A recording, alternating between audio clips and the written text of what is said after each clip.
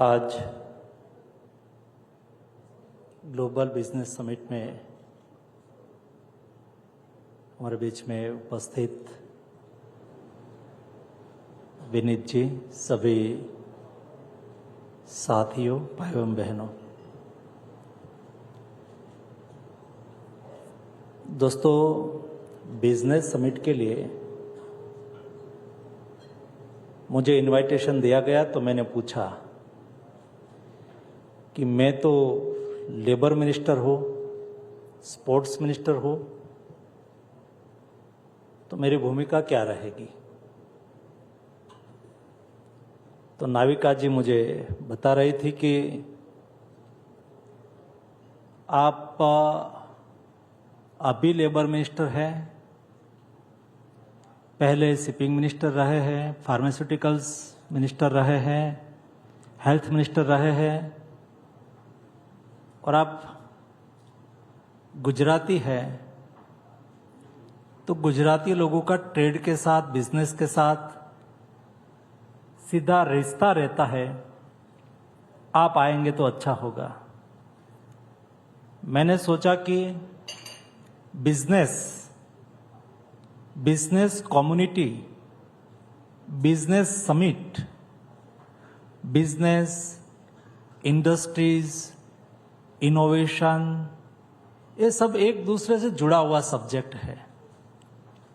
जब आप बिजनेस की बात करते हैं तो इस राष्ट्र आगे बढ़ सकता है जिस राष्ट्र में इंडस्ट्रीज, ट्रेड को प्राधान्य दिया जाता हो, प्राथमिकता दिया जाती हो। आज से नहीं दोस्तों, ये सदियों का क्रम है। मैं 1800 साल पुरानी बात कहूं तो आचार्य चाणक्य देश में हुआ, और आज भी आचार्य चाणक्य की इकोनॉमी पर थॉट, सोच, उसका अर्थशास्त्र दुनिया के लिए आज इतना ही रिलेवेंट है जितना 1800 साल पहले था। चाणक्य ने कहा था कि कोई राज्य को समृद्ध राज्य बनना है, समृद्ध राष्ट्र बनना है, तो राज्य में रहने वाले महाजन यानी कि ट्रेड और इंडस्ट्रियलिस्ट महाजनों को राज्याश्रय देना। उन्होंने कहा कि महाजनों को राज्याश्रय देने से 3 फायदा होता है। संपत्ति का सर्जन करना एक स्किल है। My self is best politician. It's meaning is not that my self is best industrialist, best businessman. जरूरी नहीं है मैं एक अच्छा पॉलिटिशियन हो सकता हूं, लेकिन entrepreneurship, trade skill, it's one type of skill. जिसमें स्किल है उसको आप प्रोत्साहित करेंगे तो संपत्ति का सर्जन करेगा, रोजगारी का निर्माण करेगा। और सरकार की तिजोरी में टैक्स कौन डालेगा? जो संपत्ति का सर्जन करता है उससे ही आप टैक्स ले पाओगे। तो चाणक्य ने कहा कि आप जब महाजनों को राज्याश्रय देते हैं तब वो संपत्ति का सर्जन करेगा, एम्प्लॉयमेंट जनरेट करेगा और राज्य की तिजोरी में कोष देंगे। और आगे कहा, देखो ये देश कितना सामर्थ्यवान देश है, ये देश में कितने मनुष्य लोग थे। उन्होंने उस वक्त 2000 साल पहले कहा था कि तब जाके राज्य गरीब और किसान का कल्याण करेगा। ये जमाने में भी गरीब की कल्याण की बात होती थी, ये समय में भी किसान की कल्याण की बात होती थी। जो वर्तमान समय में हम कहे कितना भी समय क्यों न बदला हो, हम वहां ही है जो इस समय में हमारे ऋषि मुनियों ने या तो हमारे मानुषियों ने सोच रखी थी। और इसलिए समय समय पर देश को, राज्य को महाजनों ने मदद करी है। जब महाराणा प्रताप आक्रांताओं के सामने लड़ रहे थे, उस वक्त भामाशाह ने कहा था, वो बर्बाद हो गए थे और जंगल में घूमते थे, तब भामाशाह ने कहा था, संपत्तिवान थे, आप लड़िए, हम आपके साथ हैं। उन्होंने सहयोग करा था। आप वस्तुपाल तेजपाल का इतिहास देखिए, महाजन थे। ये देश में महाजनों ने समय समय पर झगड़ू शाह, जब 17 के दशक के शताब्दी में ये देश में बहुत बड़ा सूखा पड़ा था, उस वक्त देश देशावर से अनाज लाके ये देश के नागरिकों को सहयोग करा था, राज्य को सहयोग करा था, ये समय की सल्तनत को सहयोग करा था।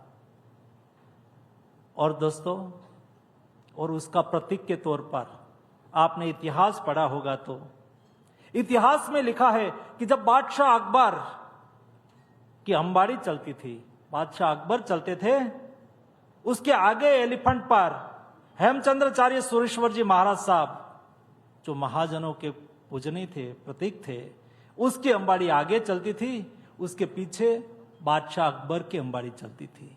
मैं इसलिए आपके सामने रख रहा हूं कि देश में ट्रेड, बिजनेस, इंडस्ट्रीज ये बहुत आवश्यक है और उसके आसपास देश की इकोनॉमी चलती है। और जब जब हम ट्रेड में, बिजनेस में आगे थे, तब हमने दुनिया पर और समुद्र पर शासन करा था। और उसका एग्जाम्पल है ये देश में लोथल है।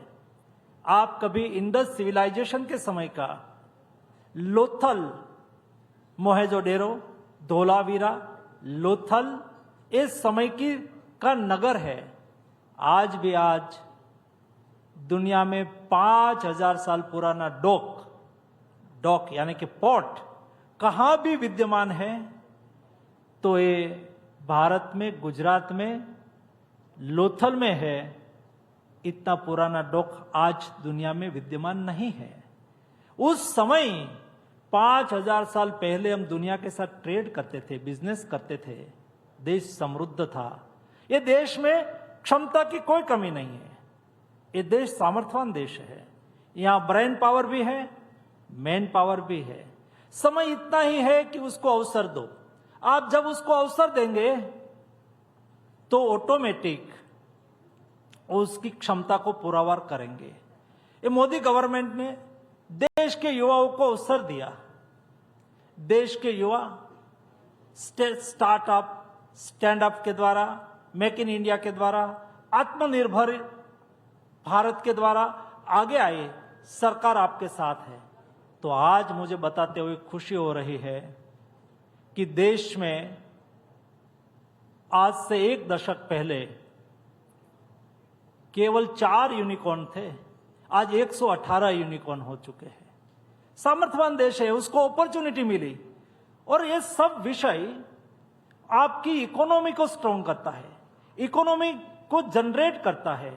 और इसलिए देश को आगे बढ़ाने के लिए हमें सही सोच से सही दिशा में कॉम्प्रिहेंसिव तरीके से प्लानिंग करना होगा। हम केवल कोई भाषण कर देंगे और देश आगे बढ़ जाएगा, ये तो बहुत होता रहा। और भाषण करना बहुत आसान होता है। मैं जब आता हूं, गाड़ी में बैठता हूं, तो हमारे पीए एक चिट्ठी दे देते हैं, हम पढ़ लेते हैं और आसानी से 1 घंटे भाषण दे सकते हैं। लेकिन आप जब भाषण देते हैं, कोई बात रखते हैं, तो सरकार को एश्योर करना है।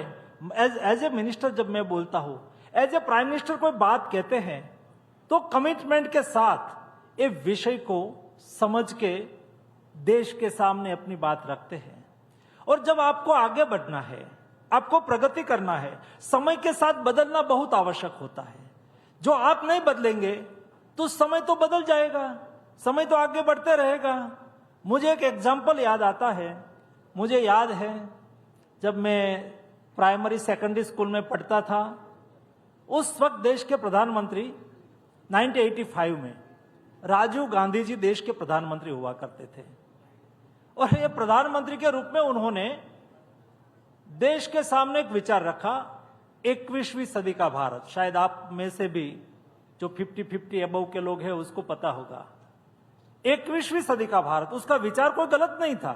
देश को 21वीं सदी में ले जाना है, यानी कि देश को डेवलप करना है, हमें डेवलपिंग कंट्री की ओर ले जाना है। 21वीं सदी ये भारत की सदी होगी, शताब्दी होगी, ऐसी उसकी बात थी।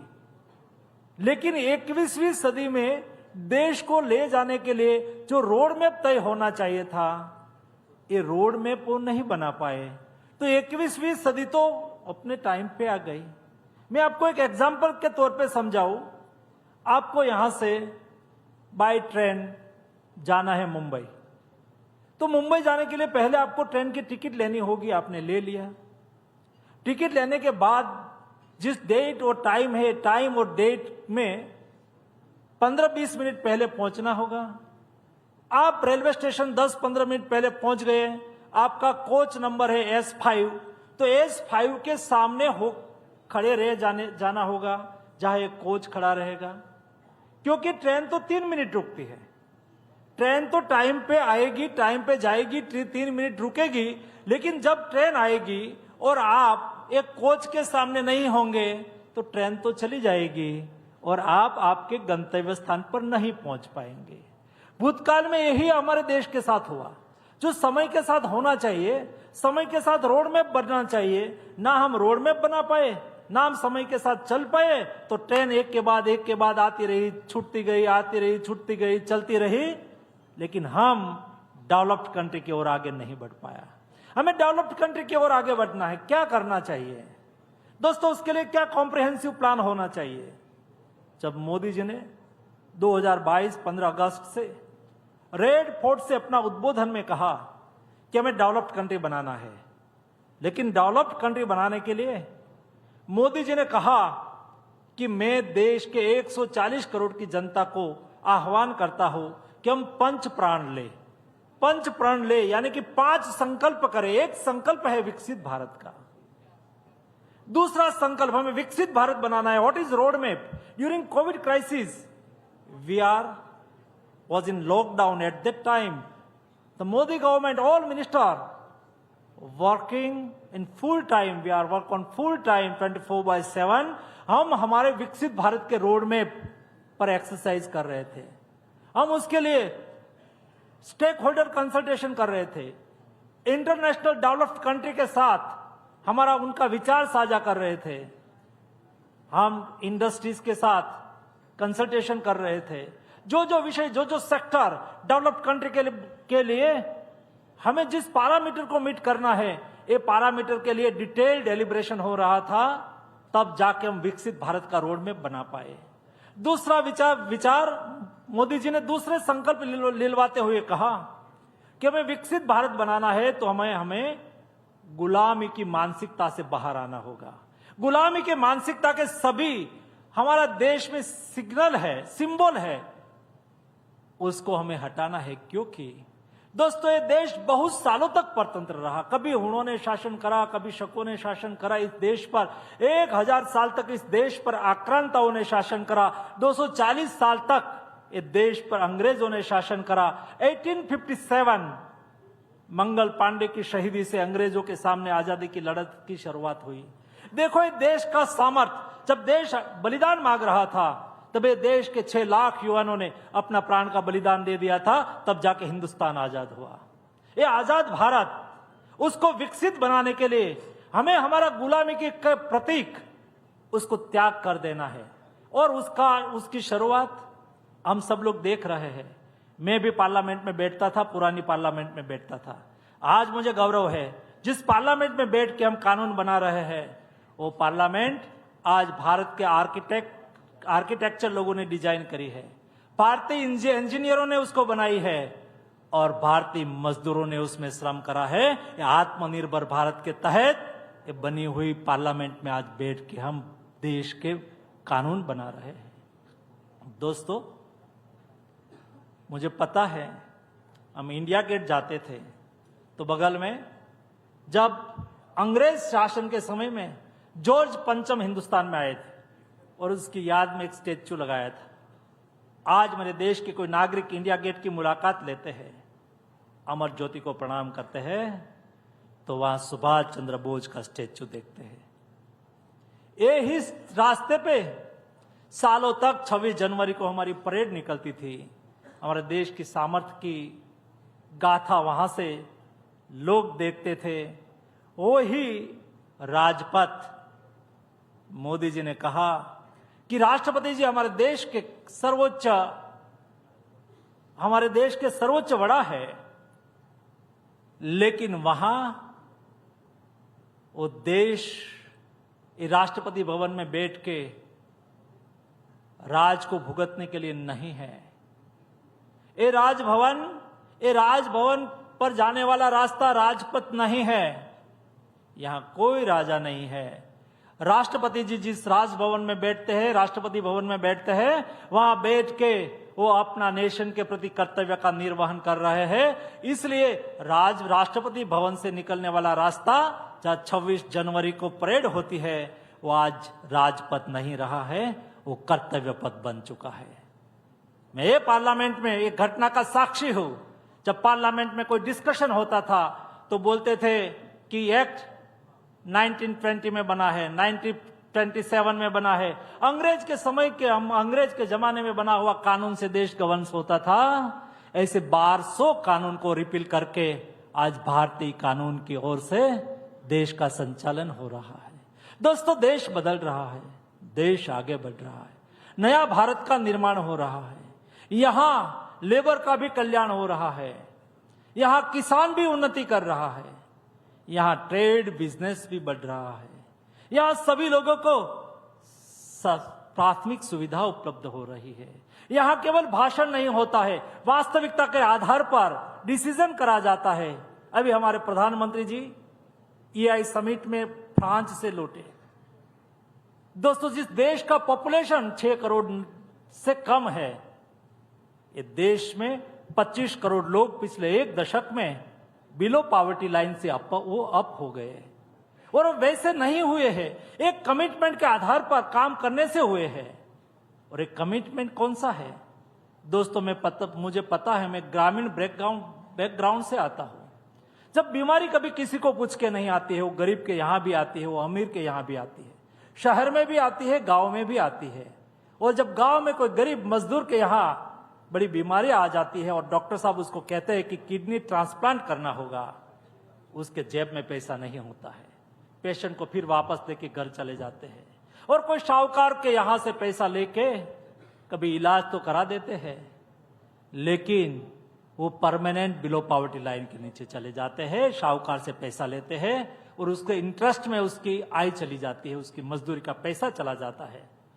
ये नरेंद्र मोदी की सरकार है, जिन्होंने देश में 60 करोड़ लोगों को 5 लाख तक का मुफ्त इलाज की गारंटी देकर आयुष्मान भारत योजना लागू करी। आज तक 1,25,000 करोड़ रुपया गरीब लोगों के जेब से बच गया। यानी कि आउट ऑफ पॉकेट खर्च उसका बढ़ा। क्यों बढ़ा? क्योंकि उसको हेल्थ के पीछे खर्च नहीं करना पड़ा, आयुष्मान भारत योजना के तहत खर्च हो गया। तब जाके 25 करोड़ लोग, 80 करोड़ लोगों को देश में फूड सिक्योरिटी मिल गई। दोस्तों, EPFO में मैं लेबर मिनिस्टर के रूप में देख रहा हूं, केवल एक दशक में 7 करोड़ लोग EPFO फॉर्मल सेक्टर में एम्प्लॉयमेंट पा रहे थे। केवल एक दशक में वो संख्या बढ़ के 14 करोड़ हो गई। यानी कि डबल लोगों को रोजगारी मिली। इतना ही नहीं, क्लेम डेटा बताता है, रिजर्व बैंक आज से नहीं, मेरी सरकार बनी तब से नहीं, वो तो पहले से एम्प्लॉयमेंट डेटा निकालते हैं। और दोस्तों, एक दशक में, एक दशक पहले की मैं बात करूं तो पहले एक दशक में 2004 से 2014 में देश में केवल 7 करोड़ रोजगार निर्माण हुआ था, जॉब निर्माण हुई थी। एक दशक में 17 करोड़ जॉब देने वाला देश हिंदुस्तान बना है। युवाओं को अपॉर्चुनिटी मिली है, तब जाके देश आगे बढ़ता है। What is comprehensive development plan? What is विकसित भारत? हम विकसित भारत कब बनेंगे? मुझे पता है, जब मैं 2012 में पार्लियामेंट में आया था, तब देश में इंफ्रास्ट्रक्चर के पीछे, हमें डेवलप्ड कंट्री बनना है तो सबसे पहले बेस्ट इंटरनेशनल स्टैंडर्ड का हमारा इंफ्रास्ट्रक्चर होना चाहिए। देश की बेस्ट इकोसिस्टम होनी चाहिए। देश में सब लोगों को रोजगार की अपॉर्चुनिटी मिलनी चाहिए। हर युवाओं के हाथ में काम होना चाहिए। देश में इकोनॉमिक रिफॉर्म करने के लिए एक सिनर्जी से आपको आपके एक्ट में रिफॉर्म करना पड़ेगा। एक कॉम्प्रिहेंसिव प्लान के साथ हम आगे बढ़ने लगे, देश कॉम्प्रिहेंसिव तरीके से आगे बढ़ने लगे और उसका नतीजा ये आया और देश ने तय करा मोदी जी ने तय करा कि हम विकसित भारत बनाने के लिए हमारे गुलामी के प्रतीकों को छोड़ देंगे। तीसरा संकल्प लिलवाते हुए मोदी जी ने कहा हमें विकसित भारत बनना है, तो प्रेरणा कहां से लेंगे? दोस्तों, मैंने आपको चाणक्य का एग्जाम्पल दिया। हम दुनिया की इकोनॉमी का अध्ययन करें, लेकिन हर देश को अपना अपना मॉडल होता है डेवलपमेंट का। हमें अपने मॉडल पे आगे बढ़ना होगा। जब देश में मैं at the time my self was the health minister, जब मैं हेल्थ मिनिस्टर था और देश में कोविड आया, तो उस वक्त मेरी दुनिया के साथ हर दिन मीटिंग होती थी और दुनिया मुझे कहती थी India is a big country, huge diversity, 1.4 billion population, poor health infrastructure, ये देश कोविड मैनेज नहीं कर पाएगा और इंडिया में जितने लोगों का मृत्यु होगा उसके आधार पर दुनिया का फिगर तय होगा। ये दुनिया उस वक्त मुझे बोलती थी। और देश दुनिया में जब डेल्टा वेरिएंट आया, उसके बाद ओमिक्रॉन वेरिएंट आया, तो मेरी तो बात हर दिन चलती रहती थी। एक बार मुझे डेवलप्ड कंट्री में, कंट्री का नाम नहीं बोलूंगा, उस दुनिया के जाने माने एक अपने स्वयं को दुनिया के बहुत बड़ा हेल्थ एडवाइजर मानते थे, उन्होंने मुझे कहा कि आपके देश में डॉक्टर ड्यूटी पे आते हैं? क्योंकि वहां नहीं आता था, छुट्टी लेके चले गए थे। आपके यहां नर्स ड्यूटी पर आती है? क्योंकि वहां नहीं आती थी। तो मैंने कहा कि दुनिया का अपना अपना मॉडल हो सकता है। शायद आपके कंट्री में या तो दुनिया में हेल्थ है कॉमर्स हो सकता है, तो नहीं आ सकता। मेरे देश में ऐसा नहीं है। मेरे देश में हेल्थ है कॉमर्स नहीं है, हेल्थ है सेवा है, और सेवा हमारा देश का संस्कार है। और इस संस्कार के आधार पर मोदी जी ने हमें कोविड मैनेजमेंट के लिए मॉडल दिया। और ये मॉडल क्या था? आप सब लोगों ने देखा होगा। उस वक्त मोदी जी ने कहा दिया जलाओ घर पे, कोरोना वॉरियर को, मेरे डॉक्टर, मेरे नर्स को प्रोत्साहित करने के लिए। मोदी जी ने कहा थाली बजाओ, उसको प्रोत्साहित करो। मोदी जी ने कहा ताली बजाओ, उसको प्रोत्साहित करो। मोदी जी ने कहा कि कोरोना वॉरियर्स के लिए आकाश में एयरफोर्स के प्लेन से ट्राई कलर से उसको सैल्यूट करो। दोस्तों, हमारे कोरोना वॉरियर्स, हमारे डॉक्टर्स, हमारे नर्स, कई डॉक्टर्स, कई नर्स, कई पैरामेडिक स्टाफ अपना प्राण गंवा दिया, लेकिन उन्होंने ड्यूटी नहीं छोड़ी। तब जाके हिंदुस्तान कोविड के सामने सफलतापूर्वक लड़ पाया। ये हमारा मॉडल है। दुनिया अपने मॉडल से आगे बढ़ सकती है, जरूरी नहीं है। हाँ, हमारा शास्त्रों ने हमें सिखाया है, संसार में जो कुछ श्रेष्ठ है उसका ग्रहण करो, करना चाहिए, लेकिन ग्रहण करके मॉडल हमारा होना चाहिए। ये विकसित भारत का हमने हमारा मॉडल बनाया है, और ये मॉडल है विरासत। हमारा तीसरा संकल्प लिलवाते हुए मोदी जी ने कहा कि हम 140 करोड़ की जनता, हम हमारी विरासत से प्रेरणा लें। ये देश की विरासत जाजरमान विरासत है। कल मैं बोल रहा था, कल मैं नेशनल गेम्स में भाषण दे रहा था, तो मैंने कहा कि मेरे देश के खिलाड़ी जब इंटरनेशनल प्लेटफॉर्म पर खेले, और जो भाला फेंकने वाला खिलाड़ी है उसके मन में एहसास होना चाहिए मैं महाराणा प्रताप के वंशज हूं या तो महाराणा प्रताप के देश के वासी हूं, मेरा भाला सबसे आगे जाना चाहिए। और मेरे तीरंदाज जब तीरंदाजी करे तब उसके मन में आना चाहिए कि मैं अर्जुन और एकलव्य के देश के नागरिक हूं, एकलव्य और अर्जुन के देश की विरासत का वाहक हूं। मेरा तीर तो लक्ष्य पर ही लगना चाहिए। ये हमारी विरासत है। ये विरासत से प्रेरणा लेके हमें आगे बढ़ना है, विकसित भारत बनाना है। और चौथा प्रण लिलवाते हुए मोदी जी ने कहा था हमें डेवलप्ड कंट्री बनना है। तो हमारा चौथा 140 करोड़ की जनता का इस संकल्प होना चाहिए, हम एक लक्ष्य के साथ आगे बढ़े। जब एक व्यक्ति एक स्टेप आगे बढ़ता है तो व्यक्ति एक स्टेप आगे बढ़ जाता है, लेकिन एक लक्ष्य, विकसित भारत का लक्ष्य के साथ 140 करोड़ की जनता जब एक स्टेप आगे बढ़ेगी तो देश 140 करोड़ स्टेप एक साथ में आगे बढ़ जाएगा। और लास्ट में मोदी जी ने कहा कि हम 140 करोड़ की जनता एक साथ में संकल्प करें, हमारी मांगे पूरी करो। तो हमने बहुत बार बात कही, मेरा हक मुझे मिलना चाहिए, वो तो हम बार बार बोलते रहते हैं, लेकिन हमारा भी नेशन के प्रति कर्तव्य है। नेशन फर्स्ट, देश पहले।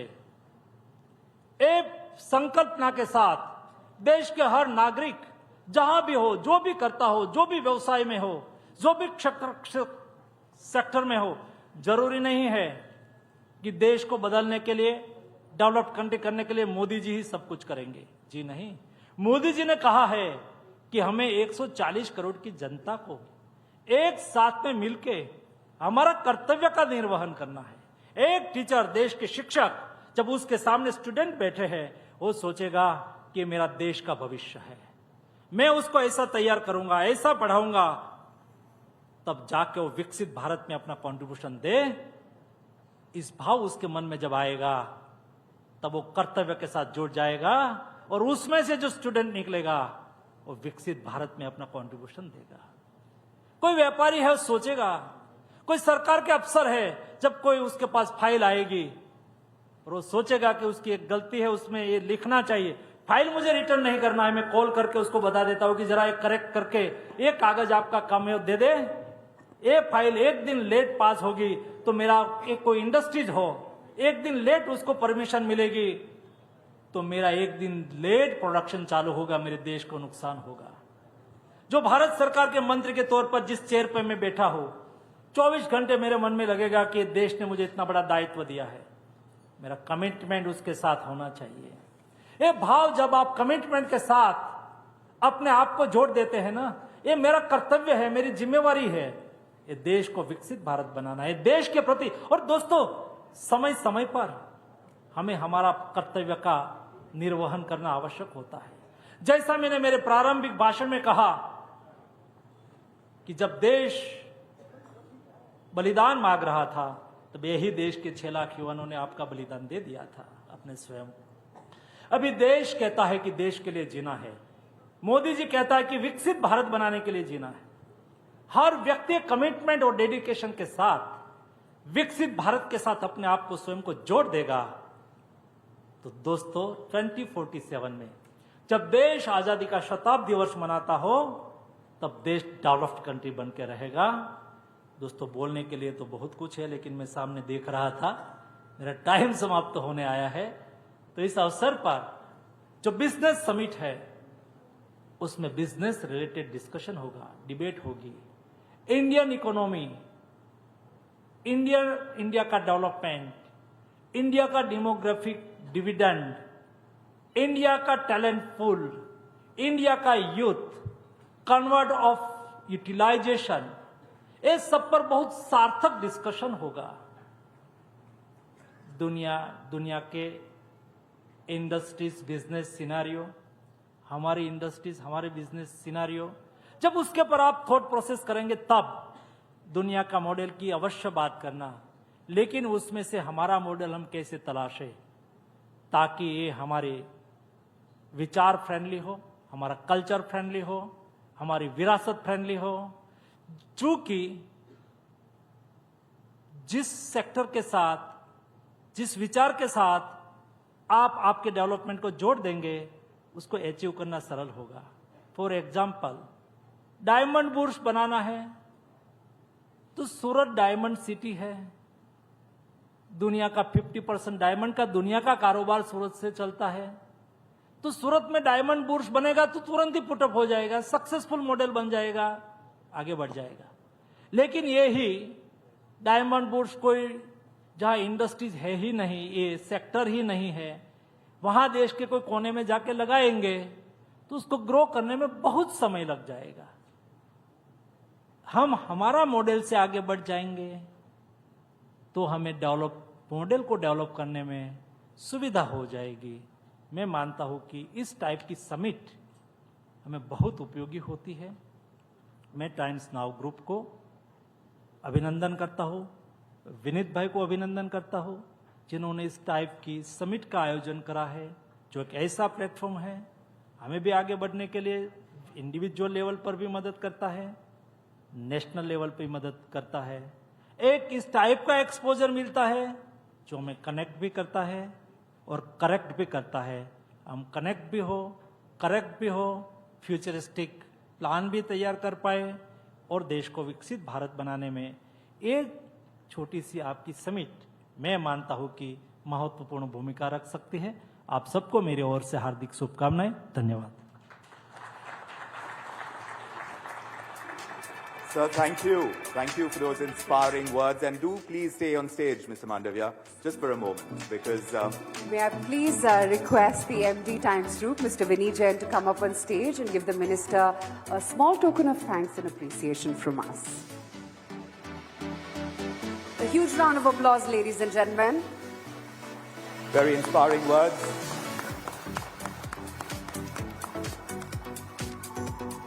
And the importance of following up words with actions, Mr. Mandavia has